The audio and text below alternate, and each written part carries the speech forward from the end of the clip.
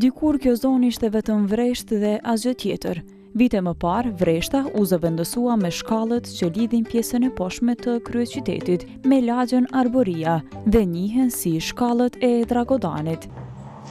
Këto janë shkallët e Dragodanit. Kanë shërbyer dhe shërbejnë ende për me lidh pjesën e Dragodanit me pjesën e poshtme të qytetit. Mirë po, a ju ka shku në hermendje se sa shkallë janë prej fillimit deri në fund? Dikush që kalon çdo ditë këtë shkallë mund t'i ketë numruar ato, por ndërkohë që po ngjisim, në mendje kishim edhe historinë e tyre. Në vitet 1950 dhe 70, Dragodani, apo si njihet tani lagja Arboria, fillon të përfshihet në planet e zgjerimit të qytetit dhe konsiderohet si zonë elitare për shkak të pozitës së saj gjeografike. Ndërtimi i shkallëve nisi gjatë viteve të 70-ta, kur Kosova ishte pjesë e Jugosllavisë.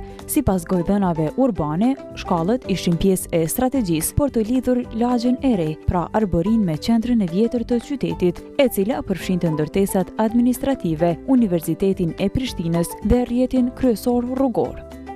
Këto shkallë ndër vite kanë marrë pamje të ndryshme artistike, që nga viti 2021 shkallët kanë ngjyrën blu.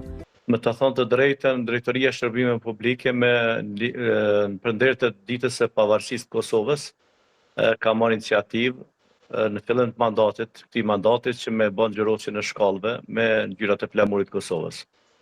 Kështu që diçka tani për tani nuk kemi ndonjë plan, po nëse prap parashihet nga ana e udhëheqësisë komunale ne prap do të ndërmarrim diçka në këtë aspekt. Gjatë ngjitjes së shkallëve takuan persona që kalojnë çdo ditë për të zbritur në qytet, por edhe të tjerë që po ngjisnin për herë të parë.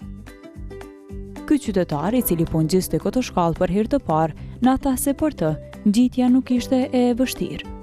Për mua nuk është vështirë se është hera por, ama kon për çdo vështirë për shembull për më hes, vështirë. Për me po më mirë. Për ata të tritë është edhe mirë, mund gjite me dalë pak me rrita, por tash ka e në kohë, se korona për shembull është pak ma problem, se tash edhe mosha bon vetën. Ndërsa një qytetar tjetër tha se në kohën kur veturat po përdoren shumë për transport, është më mirë që t'i kthehemi ecjes. Jo, për mua s'është e vështirë, domethënë është e nevojshme, thjesht njerëzit duhet të ecin pak më shumë. Realisht tashmë jemi edhe shumë të lidhur edhe me pjesën e transportit me makina, mendoj që njerëzit duhet mësojnë të ecin pak më shumë, sepse është e shëndetshme. Faleminderit shumë. Edhe pse për disa njerëz ngjitja e shkallëve mund të jetë e vështirë, gjatë rrugës keni mundësinë të pushoni në disa vende të posaçme, për ndalesa dhe çlodhje.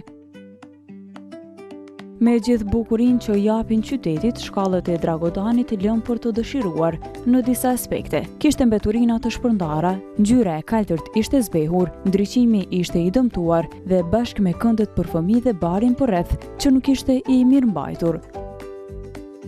Sekretari i Ndërmarrjes Publike Gjelbër, që kujdeset për hapësirat e gjelbëra të Prishtinës, tha se periudha e përkujdesjes ka filluar tani pas përmirësimit të motit. Shkallët e Arborisë zakonisht pastrohen në baza mujore, por ka raste sikur ky tash që e kemi, që është fillimi i sezonës, edhe është hera e parë që po pastrohet gjatë periudhës pranverore. Do të bëni pastrim në muajin mars, në fillim të muajit mars, po normalisht për shkak të rreshjeve ka pas një rritje më të madhe të barit dhe të barnishtave përreth.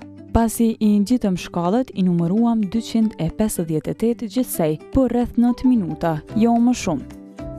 E tash kjo pjesë është pjesa e fundit të shkallëve të Dragodanit. Sa i numëruam ishin 258 shkallë. Koha cilën na e filluam deri në fund na morën diku 9 minuta, mirë po kjo varet edhe prej personave sa munden me ecë edhe prej moshës të cilën e kanë ata. Me së kaluarës dhe të ardhmës, shkallët e Dragodanit vazhdojnë të jenë mjaft të frekuentuara nga banorët e lagjes Arboria, por edhe nga kalimtarë të rastishëm.